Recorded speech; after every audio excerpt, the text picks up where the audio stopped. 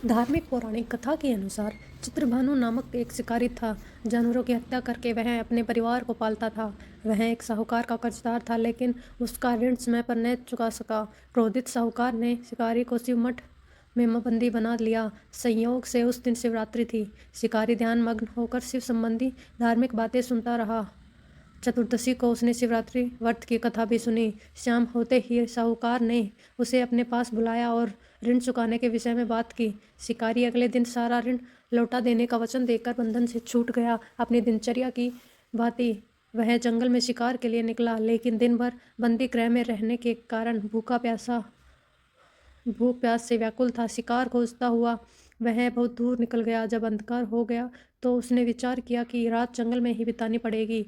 वह वन एक तालाब के किनारे एक बेलपत्र के पेड़ पर चढ़कर रात बिताने का इंतजार करने लगा।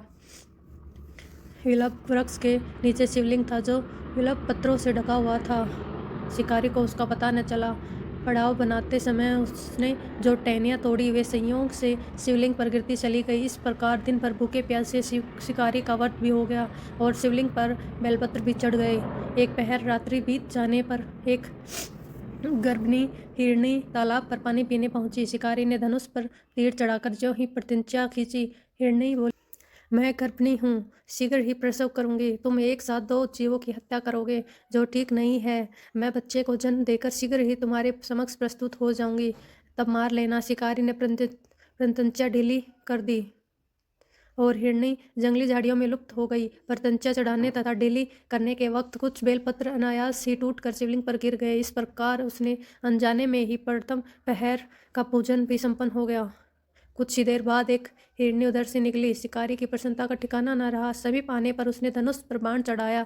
तब उसे देख हिरनी ने विनम्रता पूर्वक निवेदन किया, हे शिकारी, मैं थोड़ी देर पहले ऋतु से निर्वृत्त हुई हूँ, कामातुर विरहिणी हूँ। अपने प्रिय को खोज में भटक रही हूँ। मैं अपने पति से शीघ्र मिलकर तुम्हारे पास लौटूंगी। शिकारी ने उसे भी जाने दिया। 2 बार शिकार को खोकर उसका माथा ठनका। वह चिंता में पड़ा।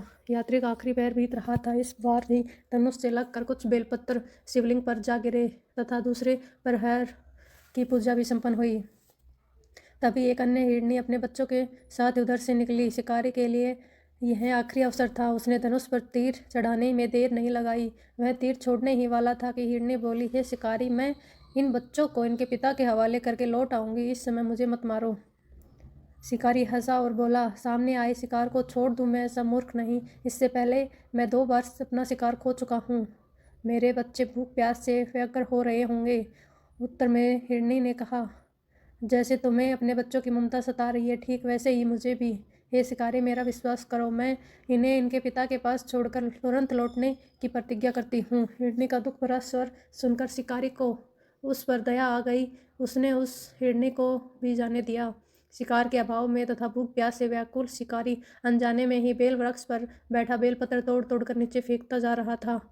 वो फटने को ही तो एक हष्टपुष्ट मृग उसी रास्ते पर आया। शिकारी ने सोच लिया कि इसका शिकार वह अवश्य करेगा। शिकारी की तनी प्रतिज्ञा देख मृग विनती स्वर में बोला, हे शिकारी, यदि तुमने मुझसे पूर्व आने वाले 3 हिरनियों तथा उनके बच्चों को मार डाला है, तो मुझे भी मारने में विलम्ब न करो, ताकि मुझे उनके वियोग में एक क्षण भी दुख न सहना पड़े। मैं उन हिरनियों का पति हूँ। यदि तुमने उन्हें जीवन दान दिया है, तो मुझे भी कुछ क्षण का जीवन देने की कृपा करो। मैं उनसे मिलकर तुम्हारे समक्ष उपस्थित हो जाऊंगा। मृग की बात सुनते ही शिकारी के सामने पूरी रात का घटना चक्र घूम गया। उसने सारी कथा मृग को सुना दी। तब मृग ने कहा, मेरी तीनों पत्नियां जिस प्रकार प्रतिज्ञाबद्ध होकर गई हैं, मेरी मृत्यु से अपने धर्म का पालन नहीं कर पाएंगी। अतः जैसे तुमने उन्हें विश्वास पत्र मानकर छोड़ा है, वैसे ही मुझे भी जाने दो। मैं उन सबके साथ तुम्हारे सामने शीघ्र ही उपस्थित होता हूँ। शिकारी ने उसे भी जाने दिया।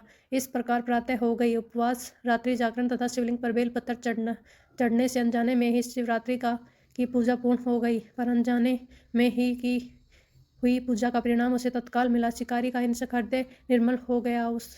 उसमें भगवत शक्ति का वास हो गया। थोड़ी ही देर बाद वह मृग सपरिवार शिकारी के समक्ष उपस्थित हो गया, ताकि वह उनका शिकार कर सके। किंतु जंगली पशुओं की ऐसी सत्यता, सात्विकता एवं सामूहिक प्रेम भावना देखकर शिकारी को बड़ी ग्लानि हुई। उसने मृग परिवार को जीवन दान दे दिया। अनजाने में ही शिवरात्रि के व्रत का पालन करने पर शिकारी को मोक्ष और शिवलोक की प्राप्ति